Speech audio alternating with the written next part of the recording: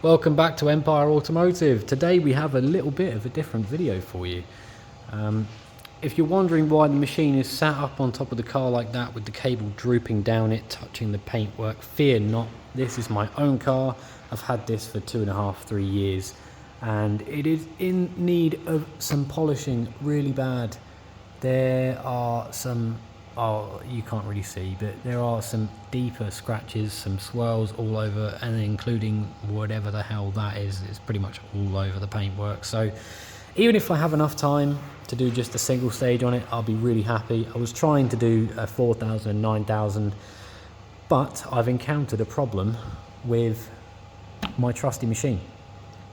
Now in the last sort of 6 weeks or so, this machine has started rocking back and forth like this, and I wanted to find out why and if I could fix it without breaking it, and that's exactly what we're going to do. So I'll show you an example of what it's doing, and then we're going to go and strip it apart, do some bits and bobs to it, and put it all back together and just do an after test, a before and after, to see if it works. This thing absolutely screams. It's not going to say what the word I wanted to say was, but it screams at higher speeds. Let's see if we can fix it. So let's go.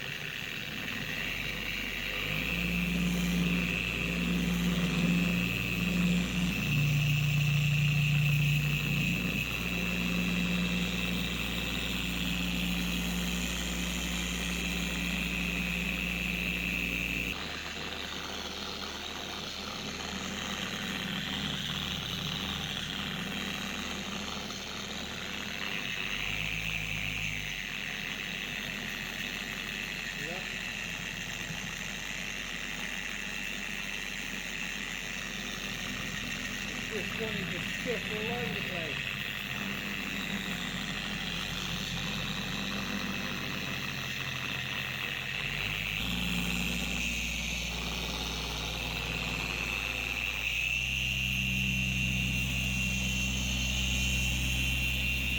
So yeah, let's take it into the other side and get it stripped down.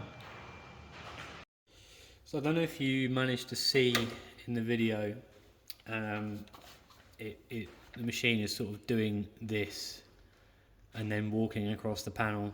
I did try to get it to do it on purpose on that video.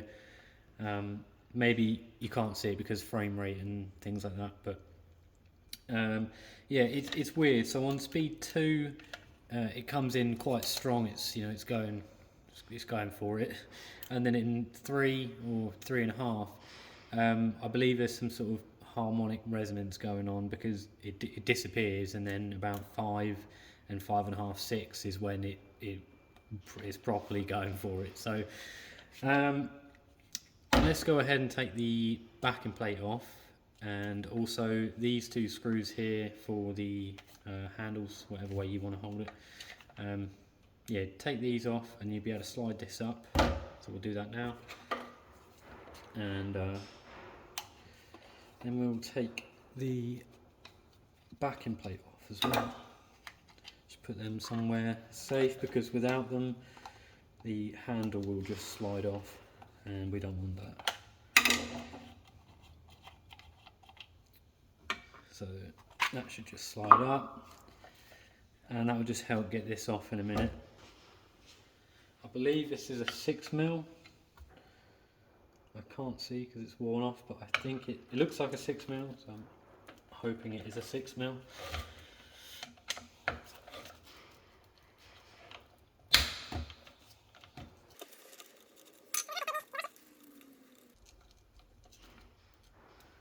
Cool.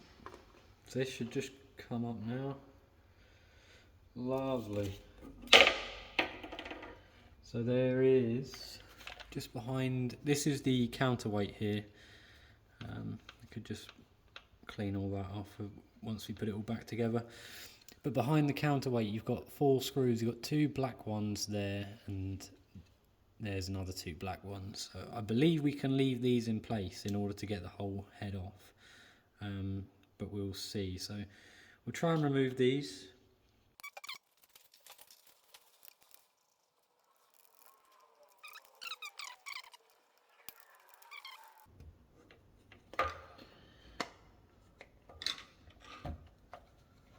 So I believe now it's just a case of cracking the motor off here. There's a seam that goes sort of all the way around. Yeah, I believe it's just a case of cracking that seam now. So let me try and do this. Maybe I can just give it a bit of a pull. It seems like it's coming away with just a bit of a pull, so we'll continue that method. Oh yeah, there we go. Just gonna put the screwdriver in now and just give it a little bit of a helping hand.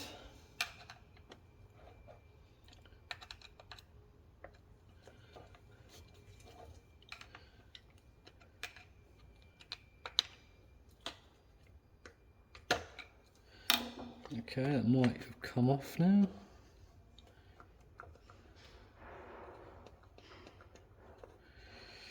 Still not wanting to come out fully. There we go.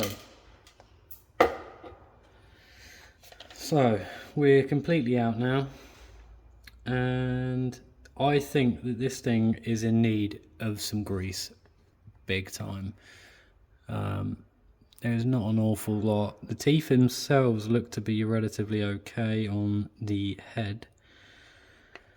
And just set that down.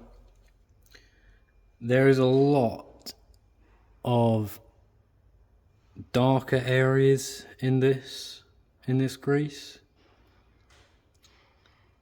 and yeah, so I'm going to try and scoop out a lot of this grease and replace it with a red lithium grease. I've read online that the red lithium grease is much better than what they put in here. This was done obviously in a Chinese factory most likely, and they just sort of put anything in there. So let's put in some red lithium grease, or take all this old stuff out and just have a quick inspection. The motor blade itself, all the teeth look relatively okay, so I think we might be alright here. But I'm interested to know if the new grease also makes the machine a lot quieter. Weirdly, there's some areas along the top that you can see there that just have not been coated in grease at all. I'm not sure if that should be concerning at all or whatever, but we'll find out.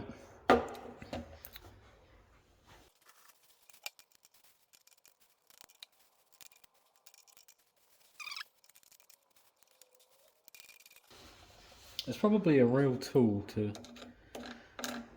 do this with, but I'm using my best friend's tools instead.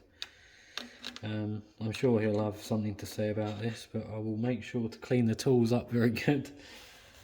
Not that they're the cleanest, but you know, being a good mate and all that.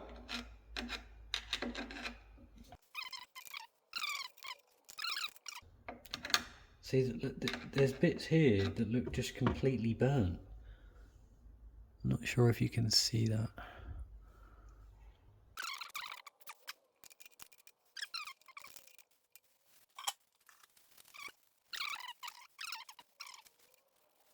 So I've cleaned this up as good as I'm gonna do. This bearing in here seems to be okay. It's not graunchy at all. Yeah, it seems to be fine. It doesn't feel weird. There is a tiny amount of wear on this pin here. You can just see the lines. I'm not sure if that's supposed to be alarming or not good or anything like that, but we're going to put it back in anyway and just see how it goes. Obviously not dry. We're going to put some new grease in there. Again, sorry Dan, I'm just using everything that you have, including your flathead, to apply grease. Please don't kill me. I will make sure that everything is nice and clean.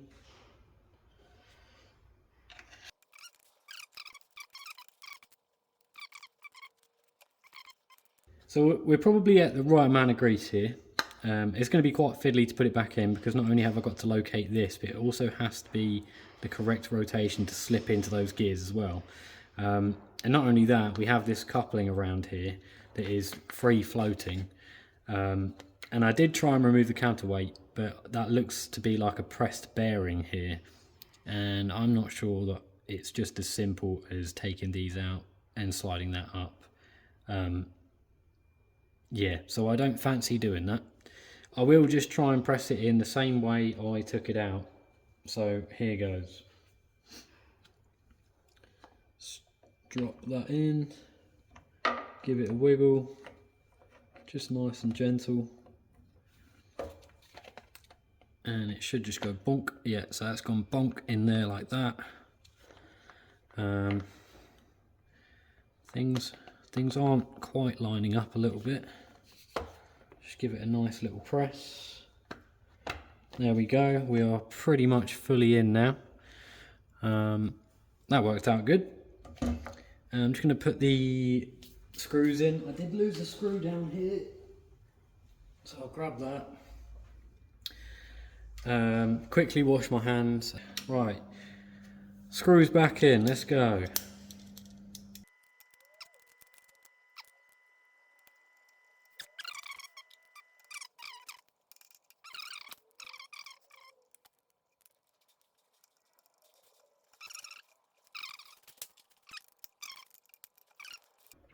Lovely, so we'll get this back on now as well. There's that. Grab the Allen key, or the hex, whatever you want to call it.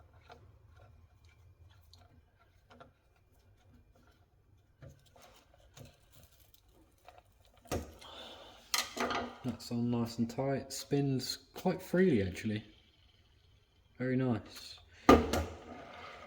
Oscillates still as well, which is awesome. So it still oscillates and spins. Brilliant. Now we can get this back on.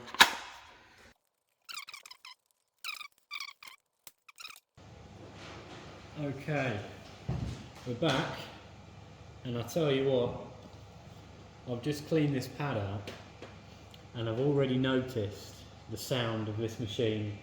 It's not screaming anymore. So let's give it a quick go. 5 blobs because we're priming the pad. Get it in there a little bit. I'm not going to go wild and add a couple more drops. Just purely doing this for tests. So let's see how we get on. So straight away, the sound, it's not screaming.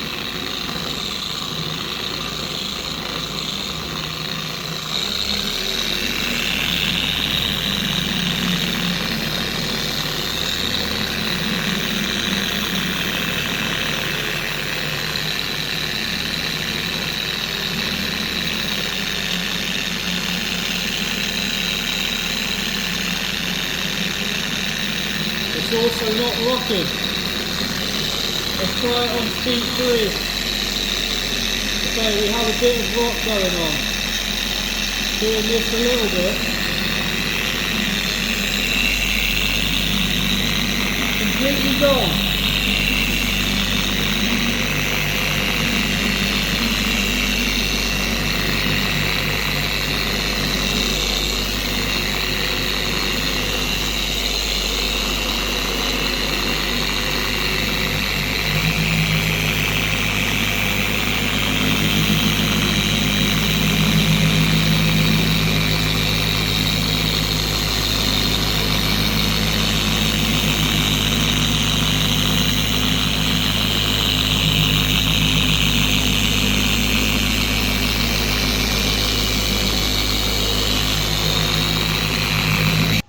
Now, we don't necessarily care about the panel or how the panel performed in this test. To me, the polisher is a lot more quiet. It doesn't scream anymore, and those that do this will know what I mean. At higher speeds or a little bit more pressure, you get this high-pitched scream and it goes right through you. Also, the rocking, whilst it hasn't gone completely, I do believe that it has eradicated maybe 60% of it. Before it was just doing this all over, and it was walking across the panel, and as you saw in that bit of demonstration there, it's not doing it half as much. So I do believe that's a success, and for all the work that's involved, it is worth doing once every year or something like that, or every 6 months, depending on quite how busy you are with it or quite how much use the polisher gets. But it's definitely worth doing, I think. But yeah, cheers for watching. If there's any more servicing tips or tricks or anything like that, especially that, you know, ones that I didn't know myself before, then I'll definitely be sure to make some more videos on that.